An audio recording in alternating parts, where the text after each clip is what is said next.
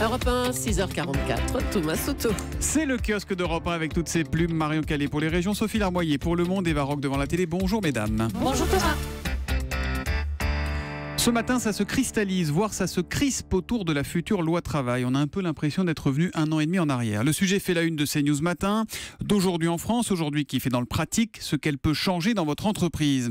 Il faut dire qu'il y a déjà eu pas mal de fuites sur le sujet. Ça agace d'ailleurs le président de la CFE-CGC. Si l'on en croit les fuites dans la presse, dit-il, l'écriture des ordonnances a déjà commencé. Alors que nous sommes en pleine concertation, on nous balade un peu. Dans une négociation, il y a un texte sur lequel on discute, or nous n'en avons pas. Le fantôme de Myriam El Khomri qui semble aussi planer sur la une de l'Humanité. La future loi travail contestée dès la rentrée des députés. L'UMA ravi de constater que dès hier, on a manifesté à Paris. Libération s'intéresse davantage à la ministre du Travail qu'à sa future loi et titre Macron-Pénicaud, l'affaire Las Vegas. Rappelons que Muriel Pénicaud est inquiétée pour favoritisme après l'organisation d'une soirée pour Emmanuel Macron. C'était donc à Las Vegas en 2016. Elle était alors la directrice générale de Business France. C'est un établissement public chargé de la promotion des entreprises françaises à l'international. Elle pourrait être rapidement rattrapée pour délit de favoritisme, complicité et recel, croit savoir Libé. Le canard enchaîné, lui, s'accroche toujours au mollet de Richard Ferrand, ex-ministre et nouveau président du groupe La République En Marche à l'Assemblée. Dès 2000, celui qui était alors le directeur général des Mutuelles de Bretagne aurait fait travailler sa compagne, embauchée comme directrice du personnel, alors qu'elle était encore étudiante, sans oublier un petit job décroché dans un château appartenant au département du Finistère, job octroyé par un comité d'animation présidé par un conseiller général qui s'appelait Richard Ferrand. Au total, a compté le canard, la bienheureuse étudiante aura bénéficié d'une sorte de bourse de 80 000 € financée par les mutualistes et par les contribuables. Autre sujet du jour, la PMA, la procréation médicalement assistée. Ça fait la une du Monde. Feu vert à la légalisation de la PMA pour les homosexuels et les célibataires. Macron face à un choix à haut risque, titre Le Figaro.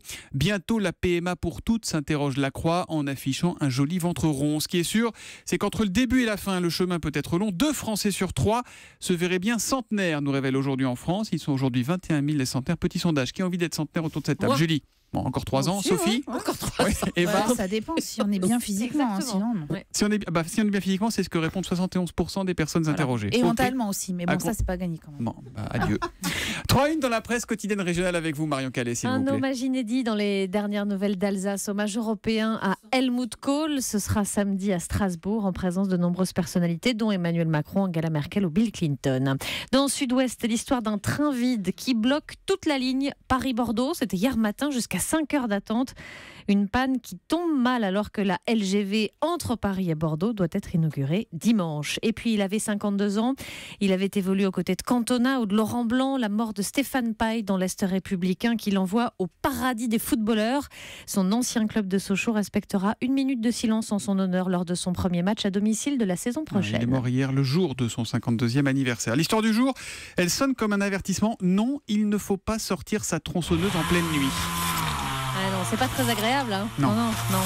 Et c'est pourtant ça que Julie a entendu à 3h du matin dans son appartement de Lille. Quand elle s'est levée, alors que sa petite fille pleurait, elle a aperçu par la fenêtre du salon un gilet jaune et un casque dans un arbre parce que dans son quartier, l'élagage des platanes a été programmé la nuit. Quelle bonne idée! Et la mairie assume en journée, ça pose des problèmes de circulation. En plus, à raison de 12 arbres par jour, le chantier n'est pas tout le temps au même endroit. Et puis, ajoute l'adjointe en charge de la nature dans la Voie du Nord, les branches coupées ne sont même pas broyées sur place. Ils sont sympas. Les tronçonneuses utilisées ne sont pas thermiques mais électriques, donc moins bruyantes, paraît-il. Pour Julie, le message est clair. On pense à la circulation. Autant dire que l'automobile a de beaux jours devant elle à Lille. C'est ce que dit cette riveraine. Et d'ailleurs, ses voisins sont prévenus. Dans le quartier, le chantier va durer jusqu'au 13 juillet. Et bon courage. Pourquoi ils ne vont pas dormir chez l'adjointe qui trouve que c'est pas gênant? Il faudrait les sonner chez elle. Voilà, c'est-à-dire dans la Voie du Nord.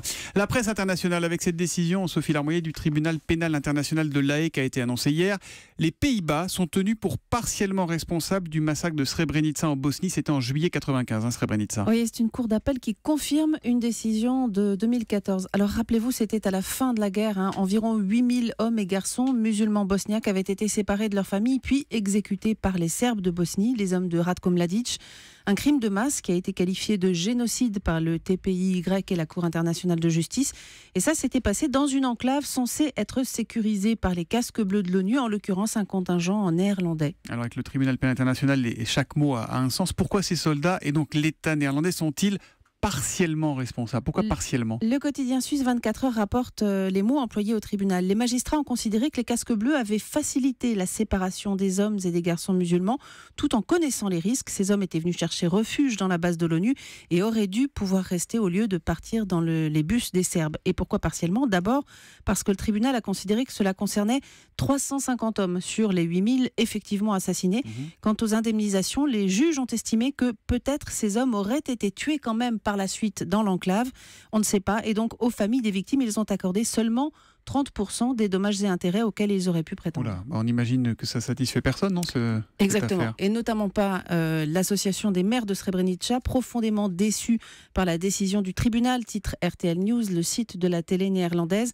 25 familles avaient fait le déplacement à La Haye. Elles demandaient que les proches de toutes les victimes soient indemnisés.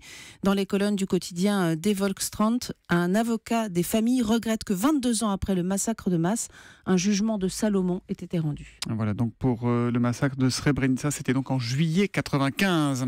Commise d'office, alors c'est pas de la télé, c'est une web série de France Télévisions qui est donc à voir sur YouTube et sur laquelle vous avez complètement craqué, Eva Rock. Ah oui, j'ai vraiment eu un coup de cœur. Vous allez voir, pendant 3 mois, la réalisatrice Olivia Barlier a suivi 3 jeunes avocates commises d'office. Alors qu'importe en fait les affaires qu'elles traitent, l'intérêt c'est de vraiment comprendre comment elles abordent leur métier face à ces clients qu'elles n'ont pas choisis. C'est le principe du commis d'office, on n'a pas les moyens d'avoir un avocat, exactement. on vous en prête un en quelque sorte. Voilà. Et ces clients peuvent parfois un peu surprendre, comme ce jeune homme de 16 ans. Tu fais quoi dans la vie? Je fais rien du tout, j'ai pas d'école. Je suis à la mission locale. Bah voilà, ça n'existe pas de rien faire en fait. Tu te lèves le matin, tu fais forcément quelque chose. Donc je sais déjà, de base, on dit pas je fais rien du tout. Voilà, c'est ce genre de propos qu'on entend tout au long de ce web documentaire. Et vous savez, donc avocat commis d'office, c'est aussi surtout découvrir un peu des dossiers dans l'urgence. Bonjour, asseyez-vous, je vous en prie. Alors, Déborah Millard, l'avocate de permanence, c'est moi qui vais vous assister aujourd'hui dans le cadre de votre comparution immédiate. Vous n'avez pas de casier, c'est ça? Si. Ah, vous avez un casier? Je sais pas, je crois que vous en aviez pas. Non, ok, d'accord. Vous avez été condamné pour quoi? Pour trafic de stupéfiants. Il y a combien de temps, monsieur? C'était il y a 2 jours. Il y a 2 jours? On sent qu'elle est pressée quand elle parle, cette dame. Oui. C'est pas de temps à perdre. Il n'y a pas beaucoup de temps à perdre, mais vraiment, c'est ce que vous allez découvrir. En fait, leur objectif aussi, c'est de prendre du recul sur des affaires parfois trop délicates. C'est comment parler à son client quand on ne le connaît pas si bien que ça, comment user de la psychologie. C'est toutes ces interrogations qui sont abordées. Et entre 2 affaires, elles parlent aussi de leur métier. Il n'y a que dans les films qu'on voit, comme ils disent, des vrais méchants. Des types sans regret, sans remords, sans aucune remise en question. Ça n'existe pas dans la vraie vie. Franchement, ils sont toujours dans un état psychologique lamentable. Alors, elles sont très touchantes, ces 3 femmes. Elles ont des doutes, elles se remettent en question en permanence, mais elles ont une seule certitude, c'est celle d'exercer un métier utile.